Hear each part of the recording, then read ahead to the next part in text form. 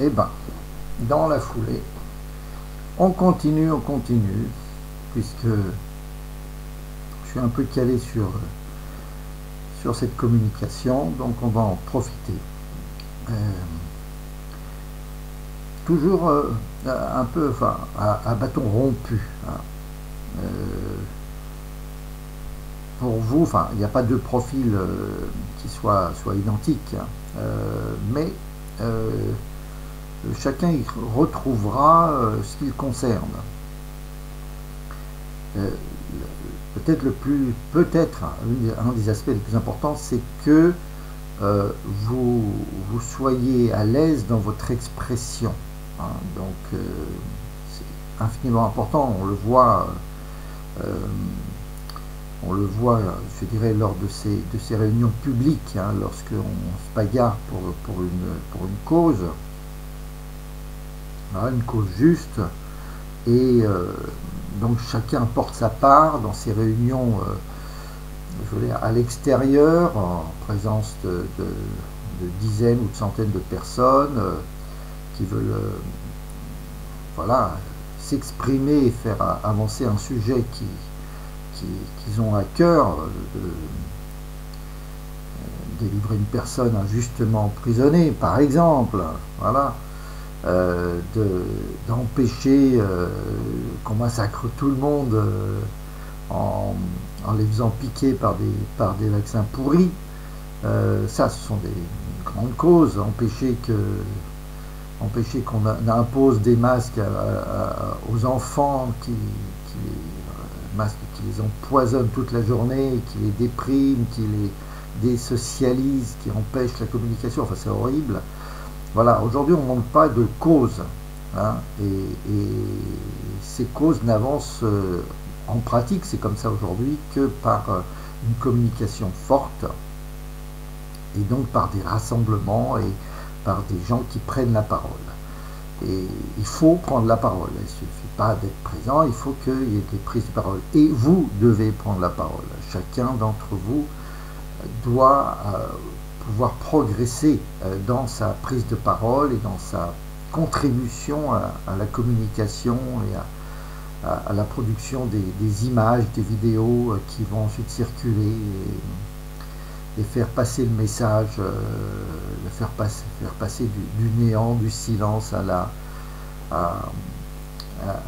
vue par des milliers, des dizaines de milliers, des centaines de milliers de gens. Voilà. Donc chacun doit contribuer, chacun doit pouvoir parler, et c'est infiniment utile. Donc vous avez un bon motif, un très bon motif totalement légitime d'améliorer votre expression, votre communication. Et ensuite, eh ben, vous en aurez le bénéfice dans tous les cas par ailleurs, parce que celui qui s'exprime bien, qui parvient à bien communiquer des images de valeur, eh bien, est utile, dispose d'un outil très utile. C'était ce qu'avaient d'ailleurs très très bien compris, notamment, et peut-être au plus haut niveau, les Grecs, hein, qui avaient développé la notion d'agora et de lieu de réunion où l'on venait échanger, communiquer, s'exprimer spontanément, et ceci faisait avancer l'intelligence collective. Hein, c'est une part essentielle de la vraie démocratie. Dans la vraie démocratie, un grand nombre de personnes s'expriment et beaucoup écoutent, et ensuite vont propager ce qu'ils ont compris, ce que l'orateur a bien exprimé. Donc l'art oratoire est absolument essentiel. C'est à partir de là que se prennent les décisions collectives. Celui qui aura le plus convaincu, le mieux convaincu, eh bien, va apporter beaucoup dans la prise de décision finale qui sera collective. C'est-à-dire plus le nombre de personnes auront compris les choses de la façon voilà, la plus claire, la plus évidente, eh bien celui-là cet orateur va aider à à prendre une décision qui a priori est bonne, et en tout cas la mieux comprise de tous, quitte à ce que ça ne soit pas toujours juste, forcément, mais au moins l'intelligence collective aura progressé, et s'il y a eu erreur dans la prise de décision, eh bien, le groupe va aussi progressivement évoluer dans l'amélioration de sa prise de décision et dans son appréciation de la crédibilité des orateurs. Mais chacun de nous doit être orateur, doit contribuer au discours à son rythme en termes d'amélioration, c'est-à-dire ce que notamment au travers de la technique de l'objet conceptuel, eh bien, il s'agit de progresser. Hein.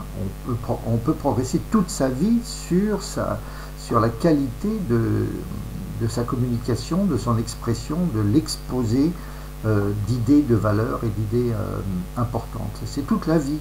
Voilà, il n'y a pas, voilà, comme le reste d'ailleurs, puisque le principe même de l'objet conceptuel, c'est que l'objet conceptuel est un contenu que j'améliore toute ma vie. À partir du moment où je l'ai choisi, hein, parmi des milliers, et les objets conceptuels sont par milliers, eh bien, je ne vais plus le lâcher. C'est-à-dire, je vais continuer indéfiniment à l'améliorer, séance après séance, et de façon forte, hein, chaque séance apportant une forte contribution évidente dans l'amélioration de ma compréhension du sujet.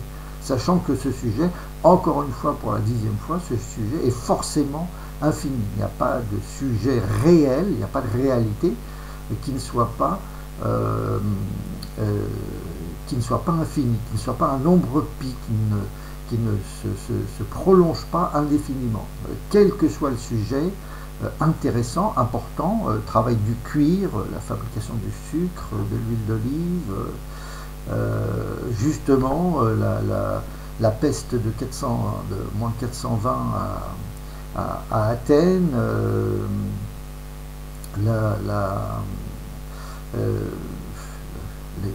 toute grande bataille, la vie de Mahomet, la vie de Jésus-Christ, la vie de Confucius, la vie de Bouddha, ce sont des sujets, il y a des sujets évidemment à l'infini, je veux dire en nombre illimité, des sujets importants, intéressants, la planète Mars, la Lune, l'insuline, voilà, c'est illimité, c'est autant de sujets voilà, wikipédiaisables, encyclopédisables, voilà, et qui peuvent, que j'ai un plaisir infini également à travailler, à développer, sachant que je ne pourrais réellement travailler dans ma vie qu'un millième des sujets qui m'intéressent, mais ce qui me donne d'ailleurs d'autant plus de motivation pour à chaque fois, parce que je sais que je ne vais pouvoir réellement approfondir ce sujet qui m'intéresse beaucoup que au 10e, au 100e, au millième de ce que je voudrais faire. Voilà. Donc il y a toujours une sorte de fébrilité et comment dire, de temps volé, oui,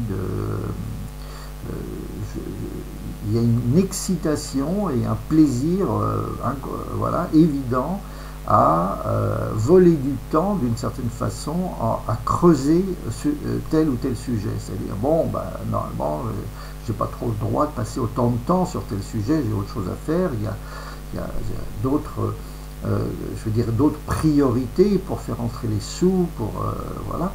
Et donc finalement, à chaque fois que je vais me régaler à aller dans ce lieu, à aller sur ce sujet, à aller sur cet objet, qui m'apporte tant de plaisir justement en termes de surprise, en termes de flash, eh bien je vais effectivement avoir une sensation de fruit défendu, de plaisir attaché au fait que je fais ça alors que je devrais faire autre chose, quoi. Et donc ça ajoute encore plus au plaisir, à l'excitation. C'est du temps volé. Normalement, c'est pas bien. Je devrais faire autre chose, je devrais travailler autre chose, je devrais faire un travail répétitif, secondaire, non rentable à la place. Et donc du coup il y a cette notion un peu de péché, de fruit défendu, qui ajoute encore au plaisir et donc à l'efficacité, je dirais, du travail effectué. Mais d'un autre côté, il faut se dire que travailler de nombreux sujets et en fait n'est jamais inutile. C'est-à-dire que je ne peux pas moi-même prévoir de ce qui va être réellement utile. Et en fait, l'émerveillement attaché à tout sujet, je vais prendre la croissance des roses, je vais prendre la vie des rhinocéros, etc. Eh bien, en fait, chaque composant, chaque espèce chaque type d'objet de la réalité est tellement riche, tellement génial. Hein, pourquoi le rhinocéros a-t-il justement, et comment a-t-il acquis cette carapace qui lui donne cette capacité de défense avec son poids et qui le protège? Eh bien, comment ça fonctionne et d'où vient justement ce type, cette constitution un peu incroyable et unique.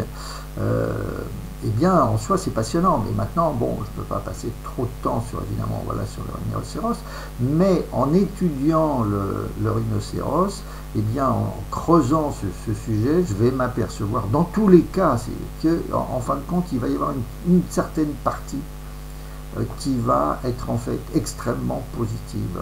Et je ne peux pas la prévoir. C'est comme ça. C'est-à-dire, en fin de compte, en étudiant le rhinocéros, je vais approfondir aussi ma connaissance des pays où vivent les rhinocéros, ou les réserves dans lesquelles ils existent, l'environnement du rhinocéros, la savane et le fonctionnement de la savane, etc. Et donc finalement aussi une meilleure connaissance géographique, et cette connaissance géographique va en fait un jour m'être utile. Donc il y a aussi cette part-là, c'est-à-dire qu'il n'y a pas de sujet approfondi qui n'apporte pas de façon aléatoire, de façon non prévisible, en fait, de la contribution à mon intelligence. C'est-à-dire l'intelligence, c'est une grosse partie, c'est l'association, c'est-à-dire en fait la capacité d'association logique. Un objet n'existe jamais de façon isolée. Il n'y a pas d'objet isolé, il n'y a pas de petit objet isolé, il n'y a pas d'élément, d'objet, d'élément existant, d'entité, d'objet, d'élément existant, d'entité, objet, élément existant, entité. Là, 4 mots qui me fait un beau milli-objet, ou une belle précision. Enfin voilà, ça c'est plutôt même du sous-milli-objet. Enfin voilà, une liste avec 4 mots. Voilà, l'objet, l'élément existant, l'entité, objet, élément existant, entité. Hein. Entité étant d'ailleurs peut-être le mot le plus universel. Hein. C'est entité, c'est vraiment ça, c'est-à-dire vraiment l'ensemble d'éléments, encore une fois plein d'éléments qui est stable, entité, c'est un tout, hein, qui constitue un tout stable et que je vais revoir autant de fois que je veux dans ma vie, hein, qui est un existant, objet, élément existant, entité. L'entité, c'est certainement le terme le plus générique qu'il y ait. Voilà. Maintenant, le mot sonne un petit peu de façon un peu tristounette. Voilà. Donc, faire objet, élément existant, entité. Je vais utiliser objet, mais après je vais décliner petit objet, mini-objet, le thème, le sous-mini-objet, la précision, le mot. Par exemple, je prends le mot événement. Événement, bon, c'est une entité avec 3 éléments, 3 syllabes. Événement, avec 4 syllabes. Voilà. Événement, ben, c'est une entité, c'est un tout. Hein. C'est un tout ultra stable, voilà, et bien structuré. Événement. Et en fait complexe. Hein. Événement, c'est voilà, c'est pas rien. Je veux dire, c'est déjà par son sens qui est énorme et infini. Et par sa structure, et puis c'est déjà complexe. Hein, je veux dire, le événement, voilà. Si je prends encore du japonais, Okage samate, Okage samate, yokure nimashita, par exemple. Voilà, voilà. Okage, c'est grâce à, Okage samate, grâce à vous, sama, vous, et de, voilà, de, c'est au moyen de Okage samate, voilà. Alors là, vous voyez, événement, et ben c'est devenu réflexe, et c'est merveilleux. Mais et si je vais sur Okage samate Yoku no Nimashita, c'est-à-dire grâce à vous ça va mieux, on voit le chemin qui a été parcouru, parce que si je vous dis Okage samate Yoku no Nimashita, bah, vous dire ah c'est compliqué, c'est compliqué. Ben non, c'est pas plus compliqué que événement. Seulement événement a un vécu beaucoup plus important, et devenu vraiment réflexe. Et je veux, en fin de compte, je cherche toujours à aboutir à l'élément réflexe. Bon, alors, du coup, je me suis un petit peu éloigné, et donc la notion d'entité est objet-élément existant entité. C'est pareil, ils sont synonymes, mais avec quand même des petites connotations. Et quand je vous dis objet-élément existant entité, c'est comme événement. Là, ici, c'est 4 mots, au lieu de ça soit 4 syllabes. Hein.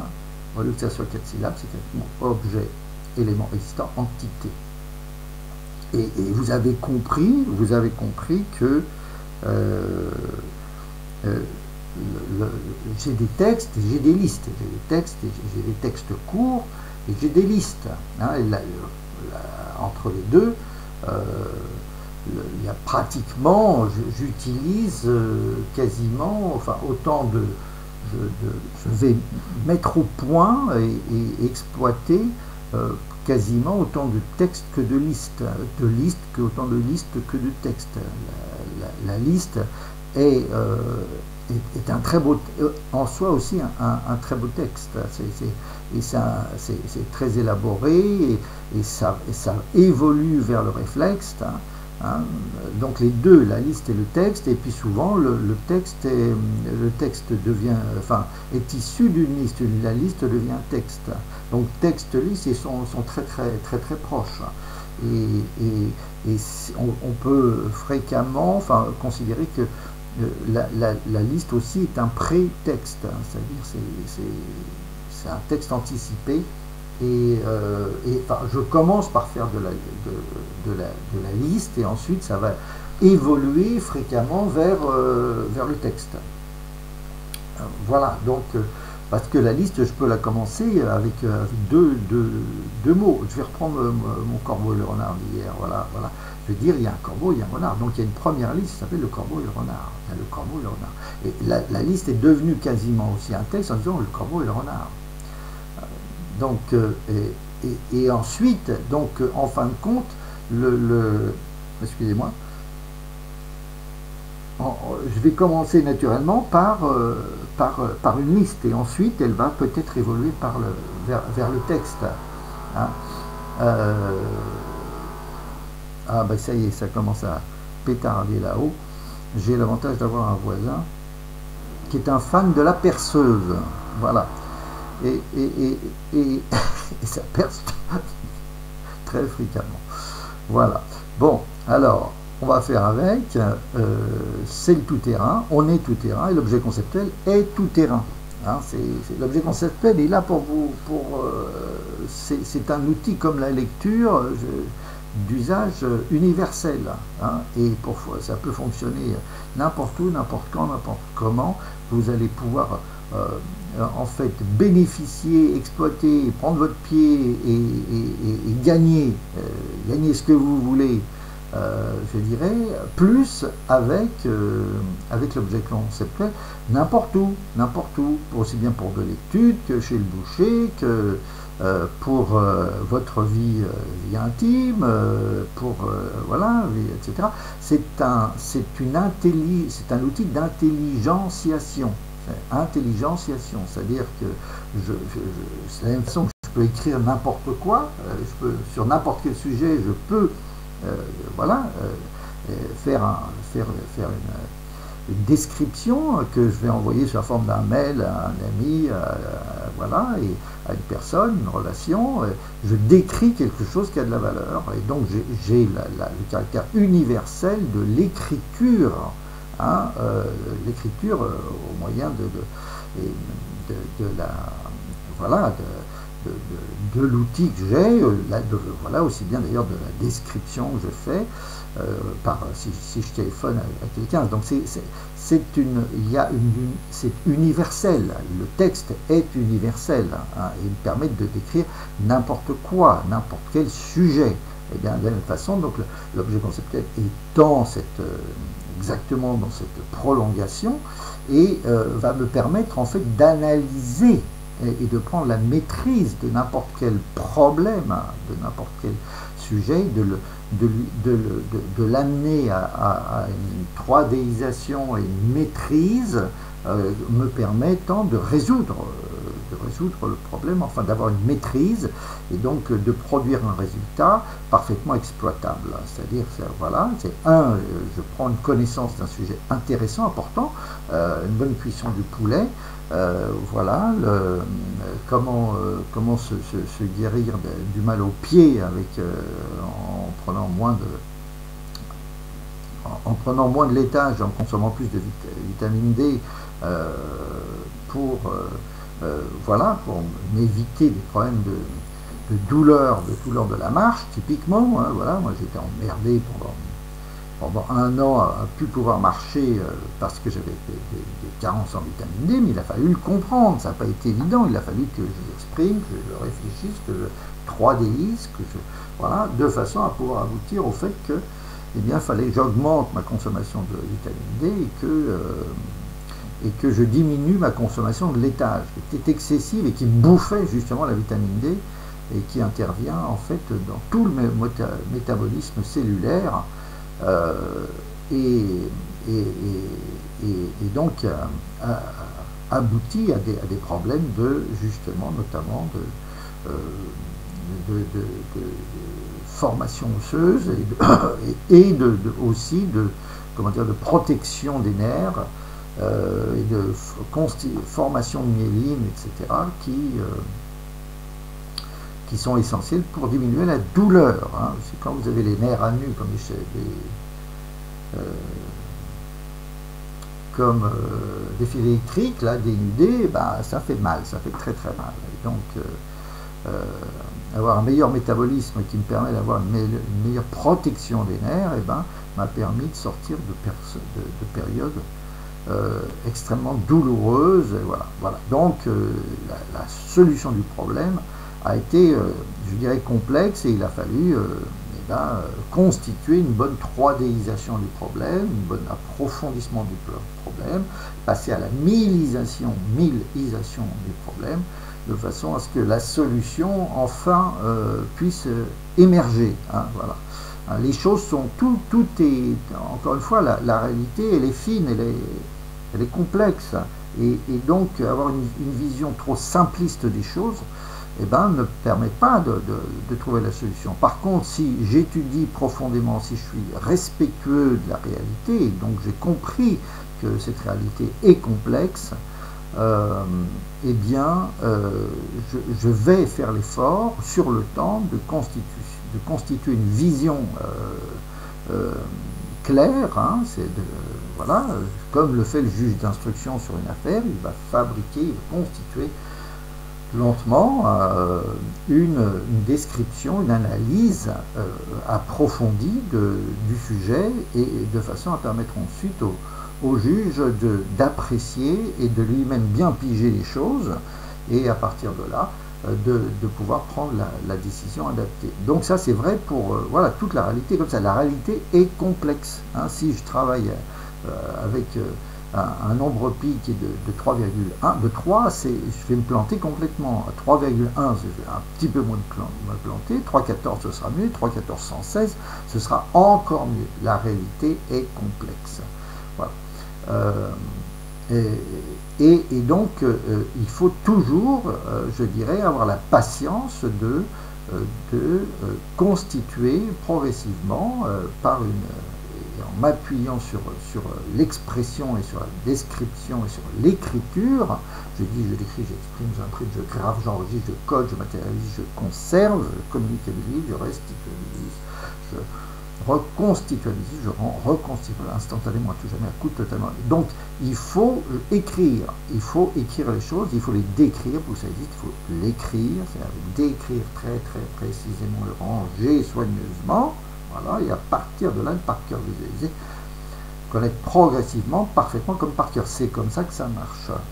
On doit faire une étude approfondie, une analyse approfondie d'un problème qui n'est pas trivial, et à partir de là, à un certain moment, on arrive à une telle densité, une telle clarté, une telle 3Dité, une telle boutique de l'épicier isé, une telle, voilà, objet ordinaire isé, maison ité, etc., une telle lieu ité, que eh ben, on finit par avoir une représentation juste. C'est comme une photographie, on peut avoir des photographies très floues, très très schématiques, etc., et très fausses, où on peut au contraire aboutir à une représentation très fine, très zoomable et très exacte de la réalité, donc avec une résolution nettement améliorée.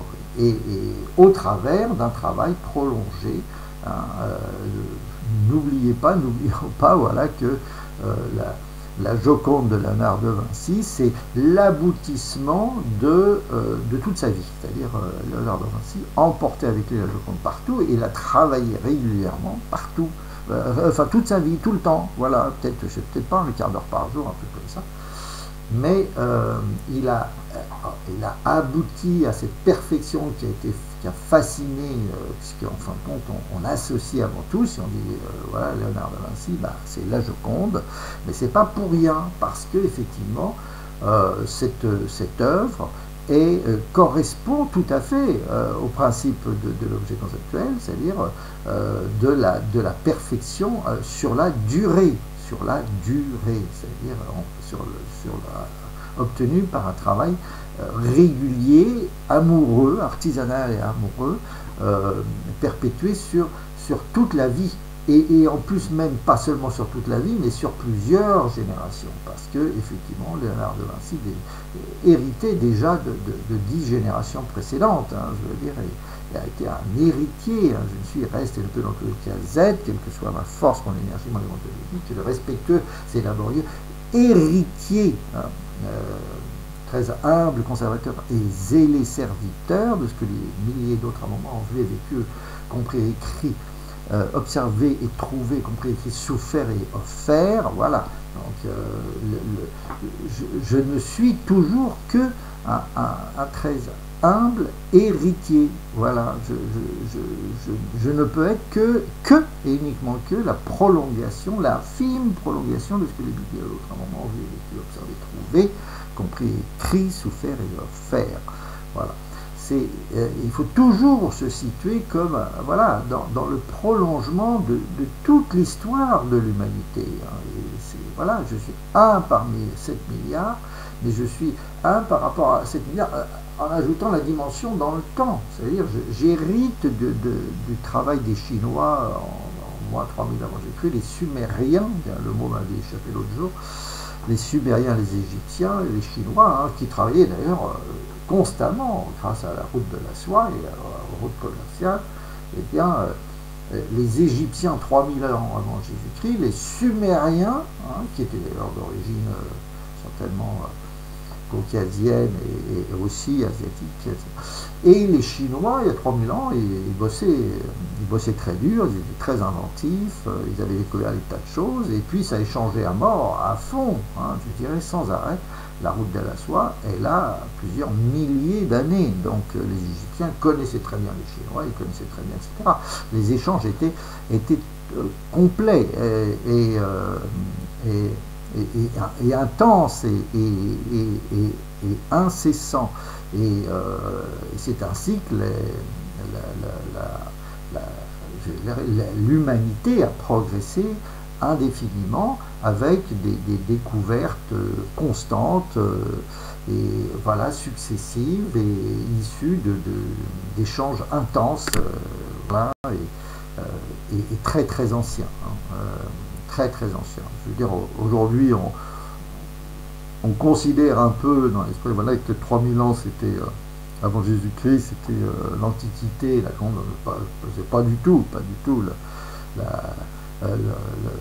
l'homme moderne date d'au moins 300 000 ans, c'est au moins 100 fois plus, et pour être plus juste, à mon avis, on est plutôt aux alentours de 3 millions d'années, hein, c'est-à-dire il y a 3 millions d'années, donc c'est-à-dire multiplié par, c'est pas 3000, mais 3 millions, 1000 fois plus, hein, l'homme, nos ascendants il y a 3 millions d'années étaient déjà très évolués, avaient déjà un ordre social et avait voilà, un niveau de langage, etc. Qui, voilà, je dis bien encore une fois, pas 3000, hein, mais 300 000 et vraisemblablement plutôt 3 millions. Voilà. Il faut rappeler que, bon, c'est pas. Enfin, que la crise salinique messinienne, c'était entre moins 5 millions et moins 6 millions d'années. C'est passé, voilà, quand la Méditerranée s'est vidée, voilà, et puis tout le monde vivait en bas, quoi, je veux dire, à moins 1200 mètres par rapport à aujourd'hui, et ça a duré quand même 800 000 ans, hein, et vraisemblablement, il y a eu toute une vie extrêmement active et certainement sociale, et l'homme s'est certainement, l'humanité s'est certainement bien développée, donc il y a à peu près, au fond de cette Méditerranée, le jour où on pourra aller la visiter vraiment de façon approfondie, mais c'est pas facile parce qu'il y a des couches à 1000, il y a 1000 mètres de sédiments et compagnie, donc c'est pas pour demain. Voilà. Donc c'est bien de toujours, voilà, comme je vous dis, de se situer. Le jeu, le moi, n'existe pas du tout. Voilà, c'est vraiment rien du tout. Si vous raisonnez sur déjà au moins jusqu'à moins 3000 ans, c'est voilà, l'époque moderne. Hein, voilà, la pyramide de Khéops, c'est moins de 1500 ans. J'ai écrit, et c'est une merveille de technicité, quoi. Je veux dire, c'est moins de 2500 ans, donc c'est 2500, voilà, donc on est à 2000 ans avant les Grecs. Hein. Donc les Grecs eux-mêmes, c'était de l'ultra-moderne. Mais donc la pyramide de Khéops, c'est déjà un chef-d'œuvre total en termes de technicité, donc de modernité. Hein, voilà. Donc c'est bien de se situer parmi voilà, toute l'existence, l'humanité, et c'est bien aussi de se situer par rapport à toute l'histoire et de voir que finalement on est un aboutissement et qu'on ne peut pas et qu'on ne doit pas et qu'il ne faut pas, je dirais, ne pas voir les liens très très forts dont nous héritons sur au moins les 5000 dernières années. Quoi. Voilà, c'est les 5000 dernières années, c'est l'époque moderne. Voilà. Et un jour, on connaîtra un petit peu mieux les 50 000 dernières années. Voilà. Ben, enfin, ça fait du boulot, mais il y a de quoi rémunérer beaucoup de chercheurs là-dessus pendant encore 1000 ans. Hein, je veux dire on a l'impression que les choses avancent vite. Oui, elles avancent vite, mais par rapport à la complexité, à la richesse et à la difficulté d'accès aux éléments du passé, le temps il passe très vite. Et ben voilà, donc j'ai ouvert beaucoup de parenthèses, mais ça vaut le coup. C'est voilà, c'est dans la technique oratoire, je dirais il faut une certaine liberté d'expression. Hein. Si vous pensez que ce que vous dites a une valeur, est un apport pour votre interlocuteur, vos interlocuteurs. Faut pas faut pas faire trop de manières et rester les fesses serrées sur une ligne trop droite, trop rectiligne. Non, vous êtes là pour communiquer les choses qui vous ont impressionné, qui vous ont marqué, qui ont été intéressantes et qui seront forcément, parce que c'est pas qui seront intéressantes pour vos interlocuteurs et qui viennent enrichir et fleurir et colorer votre discours. Hein. Un discours ne doit pas être sec, il ne doit pas être voilà, trop aride et trop, je dirais, sans variant, sans variation. Si je regarde un paysage, une rue, etc., j'y suis attaché et je m'y intéresse par l'extrême variété de son contenu. Voilà, donc il ne faut pas être trop... faut avoir je dirais, une certaine marge par rapport à ce que au message qu'on est en train de passer. Il faut une marge, il ne faut pas être voilà, trop rigoureux et donc aussi trop ennuyeux. Hein. Voilà, on a besoin je dirais, de multiplier les liens. D'ailleurs, du coup, je retombe un petit peu sur le début, c'est-à-dire il n'y a pas d'élément, il n'y a pas d'entité d'objet d'élément d'existence. Il n'y a pas d'entité isolée, ça n'existe pas. Toute entité est fondamentalement infinie et fractale, est elle-même forcément un paysage et forcément reliée à des dizaines, des centaines, toute entité, je dis bien, voilà. Hein, il faut de la perspective toujours, et tout est forcément en perspective. Si je prends voilà, une fourchette, cherchez fourchette sur Wikipédia, sur Google, vous allez avoir 3 tomes, hein, vous allez avoir 1000 textes, etc. Parce que la fourchette a toute une histoire, quelque chose de complexe. L'histoire de la fourchette, elle est très très longue, hein, voilà, on ne l'utilise réellement que à peu près depuis, c'est pareil, depuis dans les milieux bourgeois et riches et nobles, que à partir en gros du XVIIe siècle, hein, je veux dire, voilà. Hein, et elle va évoluer énormément et elle va, je dirais, voilà, elle se décline à l'infini entre la fourchette simple, la petite fourchette tatati, la fourchette plate, la fourchette en bois, etc. Et je peux avoir donc la fourchette, voilà, hein, l'objet ordinaire, l'objet banal, l'objet trivial, et forcément, en fait, possède une perspective infinie. On peut effectivement se consacrer toute sa vie. Et il y a des gens qui ont consacré toute leur vie à la fourchette. Sinon, on n'aurait pas des bonnes fourchettes, et puis on se blesserait avec, et puis elle se rouillerait très vite, etc. etc.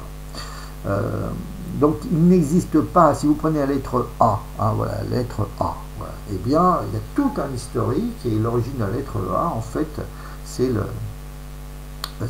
ça correspond au bœuf, hein, ça correspond à l'image du bœuf, avec les cornes, etc. Mais les cornes ici, elles se sont réduites. Et puis on a changé un peu voilà, parce que le bœuf en égyptien, en araméen, etc., ça se termine par alf, comme dans l'alphabet. D'ailleurs, on dit alphabet, alpha, qu'on retrouve dans alouf, dans le cochon, qui est en fait le gros mammifère, hein, et c'est le alpha et alphabet, on dit alphabet, hein, parce que alf c'est comme alouf, voilà, c'est la même racine, c'est la même racine, et ça représente aussi bien le bœuf que alouf c'est le porc, mais ce sera en fait l'animal, le gros mammifère d'élevage, et que on va donc est une bonne réserve en termes fondamentaux, en termes de protéines, de conservation. Hein. Et donc finalement, et ben si vous, la lettre A, hein, c'est une variante qui est un petit peu changée, mais qui en fait à l'origine, A correspond à la... on peut, si vous voyez, il y a les cornes, si vous prenez la lettre A, vous la tournez, et vous voyez les cornes, et en fin de compte, ça c'est le bœuf, quoi. Et donc en fait, là, si vous prenez la lettre A, eh bien, elle a un historique de 5000 ans, pareil, hein, et c'était le... Et ça correspond c'est alpha, A. C'est le début, c'est la première, donc c'est la réduction phonétique du mot alpha. Donc du coup, le mot alpha ayant donné alphabet, hein, mais la première lettre, ça a été effectivement ce qui lui permet de bouffer, et c'est l'animal d'élevage. Et c'est voilà. Donc vous voyez, rien que sur la lettre A, je peux faire je peux en parler pendant, je veux dire, à l'infini. Je vais avoir une littérature infinie sur la lettre A pour bien se rendre. Parler après de toutes les typographies du A minuscule, du A, voilà, du A majuscule, voilà, je peux, il n'y a pas un seul objet, élément existant entité, il n'y a pas une seule entité qui ne soit pas mille-isable, hein, voilà. Tout objet, tout élément, tout existant, toute entité est fondamentalement mille-isable, voilà, et est enrichissable à l'infini, c'est-à-dire remplissable à l'infini. Voilà. Et donc aussi stabilisable à l'infini. C'est très important.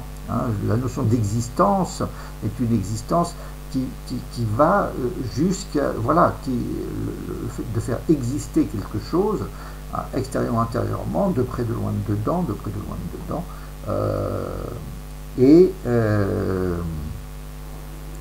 est une, en fait, l'existanciation est multiple en elle-même, et elle va très très loin.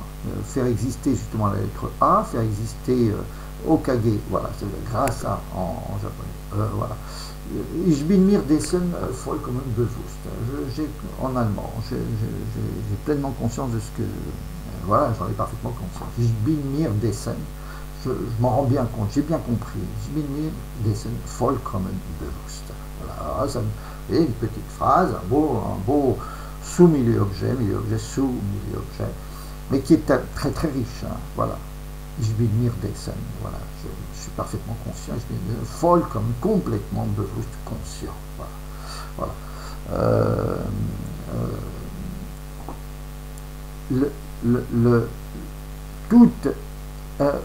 Tout existant, tout objet, tout élément existant, toute entité, est infiniment riche, est infiniment... tiens, ok, un petit message qui m'apparaît là. Bon, et j'ai pas très bien compris. Donc tout existant, la notion d'existence, elle est longue. Hein, je vous ai dit la lettre A, je vais vous prendre la banane par exemple. Alors, la banane, voilà, vous êtes 4 tomes sur la banane. Donc la notion d'existence, l'existence est une porte, c'est un début, voilà, c'est un sésame, hein, je veux dire, c'est pour ça aussi sésame, c'est-à-dire en fin de compte, quand je dis sésame ouvre-toi, ça veut dire que le mot et l'image initiale, eh bien, sont toujours une porte vers un paysage infini.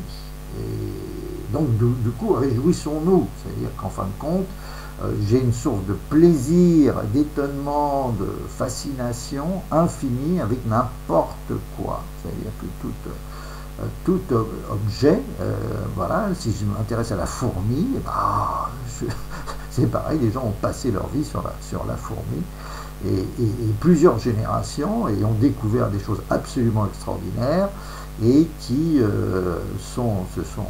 et on continue, hein, d'ailleurs, ça n'arrête pas, je veux dire, les découvertes sur la fourmi continuent, et on va toujours, depuis des dizaines d'années, des siècles, voilà, de surprise en surprise sur la vie de la fourmi. Enfin, la fourmi, c'est quelque chose d'incroyable, et c'est pour ça d'ailleurs qu'elle existe depuis des centaines de millions d'années, hein, voilà, et je descends à la bactérie, etc., etc., et je suis constamment fasciné par l'incroyable richesse justement de l'existence de la vie et de tout élément de la vie. Et c'est pour ça d'ailleurs qu'il faut aussi la respecter, parce que, vous voyez, par exemple, aujourd'hui, on est super emmerdé par la pseudo-pandémie, etc., mais qui a quand même effectivement des conséquences potentiellement, dans certains cas, graves.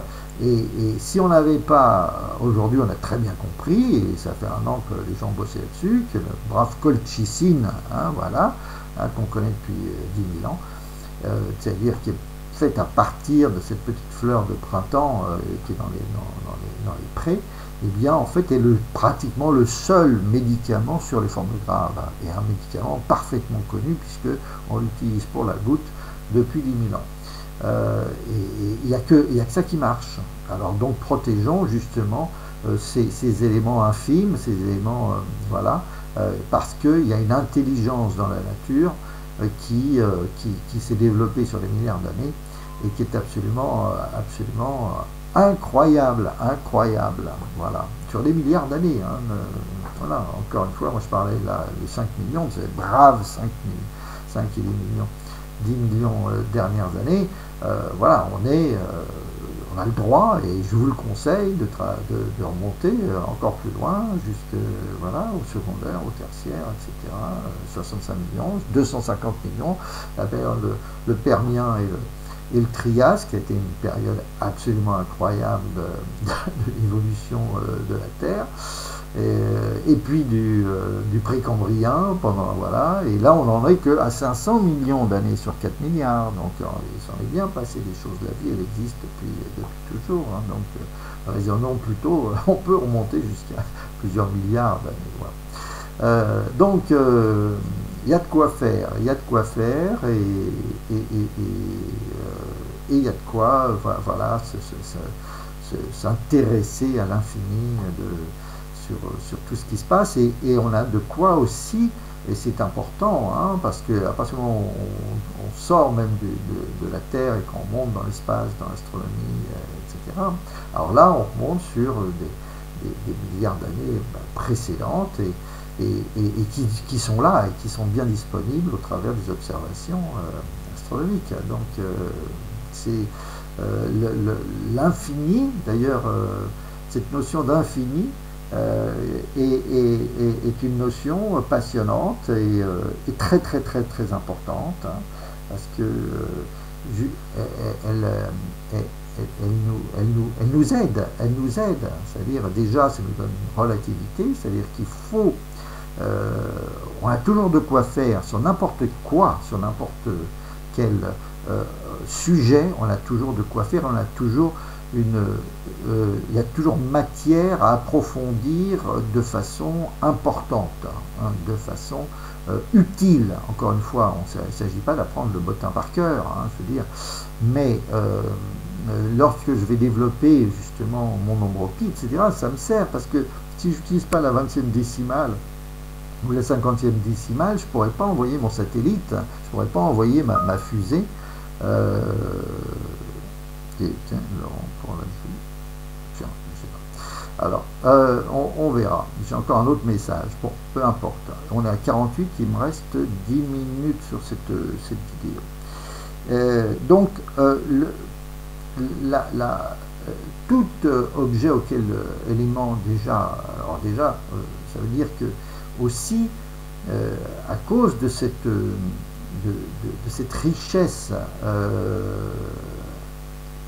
incluse et évidente, alors décidément, répondons, bon, je ne peux pas répondre, excusez-moi, mais je suis sollicité par un message, et donc voilà, voilà, je répondrai tout à l'heure. Donc la capacité d'émerveillement sur tout objet est illimitée, c'est-à-dire, et après il faut se freiner, parce qu'effectivement, dès que je vais m'intéresser à un lieu, à une personne, lieu, personne, objet, événement. D'ailleurs, lieu, personne, objet, événement, c'est une petite liste. Lieu, objet, personne, événement. Lieu, objet, personne, événement. Chacun, le lieu important, l'objet important, la personne importante, l'événement important. Voilà. Et donc finalement, je peux trouver un intérêt. Je sais que si je plonge un peu, je zoome sur un objet quelconque, eh bien, je vais trouver des tas de choses intéressantes. J'entre, pénètre dans un univers, je dirais, incroyable, voilà, et qui me provoque, je dirais, une sensation qui me génère de la sérotonine, l'endorphine, etc., et qui va donc me fasciner. Hein. Fascination et endorphine sont infiniment liés. La fascination, c'est une grosse bouffée, c'est une grosse décharge d'endorphine, donc c'est profondément chimique. Et donc du coup il faut que je me réfrène, parce qu'autrement je vais perdre mon temps, je vais trop me disperser. Et il faut que je me réfrène, il ne faut pas que je m'intéresse à trop de choses, parce que la vie est courte et il y a du boulot et il faut ramener ses sous. Donc il faut se réguler de la même façon. Il ne faut pas consommer trop trop d'alcool, trop d'excitants, trop de stupéfiants, etc. Parce que effectivement, c'est le pied, mais c'est trop le pied. Donc il faut se réfréner. Mais d'un autre côté, il faut aussi justement profiter complètement de cette ultra curiosité pour justement avancer avec enthousiasme sur l'étude d'un sujet utile. Voilà. Donc ce dont j'étais parti, sur lequel je reviens, et puis bon, je pense que je vais embrayer ensuite, je sais pas, aujourd'hui ou demain, sur une nouvelle, une suite, voilà. Eh bien, donc, il n'y a pas d'élément isolé, d'objet, d'élément d'existence d'entité, il n'y a pas d'objet isolé. Un objet va dans sa croissance, tout objet, tout élément, je vous ai pris la lettre A, et je pourrais dire la même chose sur la lettre B, qui correspond à la maison, au bâti, B comme byte, qui veut dire la maison, c'est-à-dire le lieu de protection, c'est un élément fondamental, et c'est le B. D'abord, il faut bouffer, et ensuite, il faut se protéger. A, c'est bouffer, hein, puisque c'est l'animal d'élevage, et B, c'est le mot B, d'ailleurs qui correspond bien au carré, voilà. Au carré, c'est la maison. B, c'est byte, qu'on arrive dans bâtiment, voilà. Bâtisse, bâtiment, B, voilà, et puis aussi qui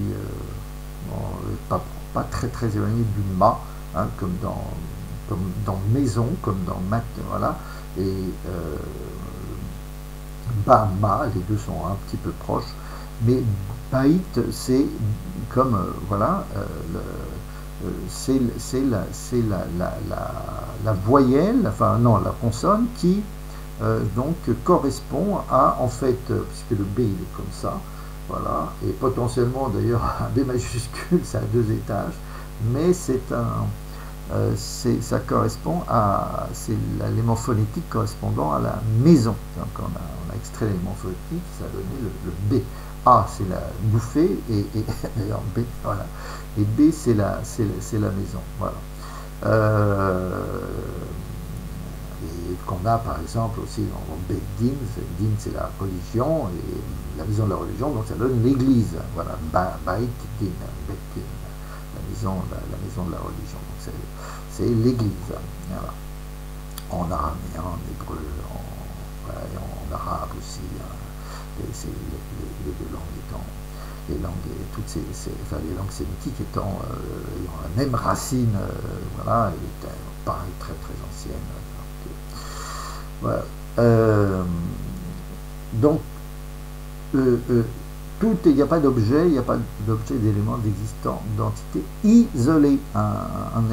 Tout existant de valeur, hein, nanoseconde, voilà, tout existant réel, objet,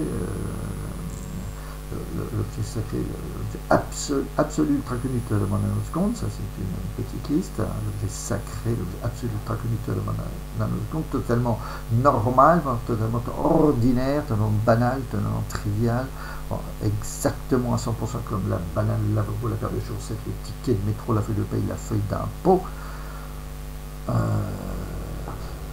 la clé à molette, le tournevis, le marteau, la cuillère, la fourchette, le couteau, le café, le croissant, le verre d'eau, la canette, le cornet de frites, le McDo. Hein, ça c'est une liste d'objets triviaux, voilà, mais bien significative.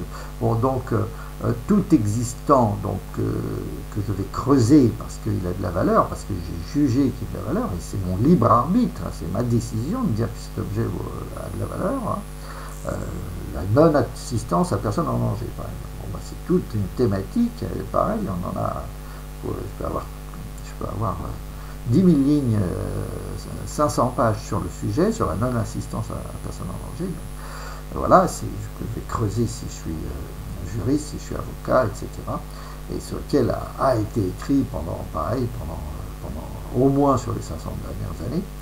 Eh bien, quel que soit le sujet, la lettre A, la banane, le lavabo, la paire de chaussettes, le ticket de métro, voilà, etc.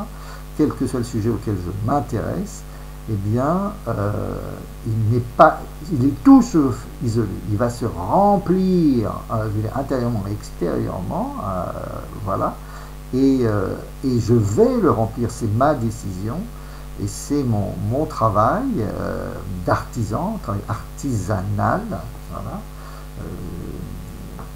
Que je fais artisanalement, voilà, amoureusement, minutieusement, de façon lente, naturelle, progressive, patiente et attentive, minutieuse et méticuleuse, et systématique et sans effort, et en prenant mon pied tout le temps, en me régalant, je veux dire, la construction conceptuelle, la construction de l'objet conceptuel, hein, donc c'est au moins 1000 éléments, je vois tous en même temps, hein, eh bien, alors,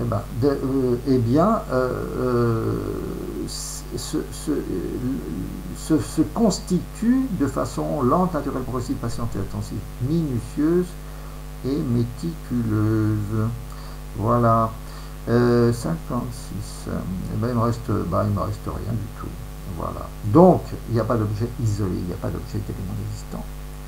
D'entité isolée, et je tricote, je borde, je tisse, je file, je tresse de façon lente, naturelle, progressive, patiente et attentive, minutieuse et méticuleuse. Voilà. Je fais ma toile d'araignée, je construis ma maison, j'accumule et je lis, je constitue un résultat dense, riche, complexe, totalement connexe, parfaitement stable, parfaitement délicat, totalement, parfaitement zoomable. Et ben voilà, faut arrêter, j'arrête. Voilà.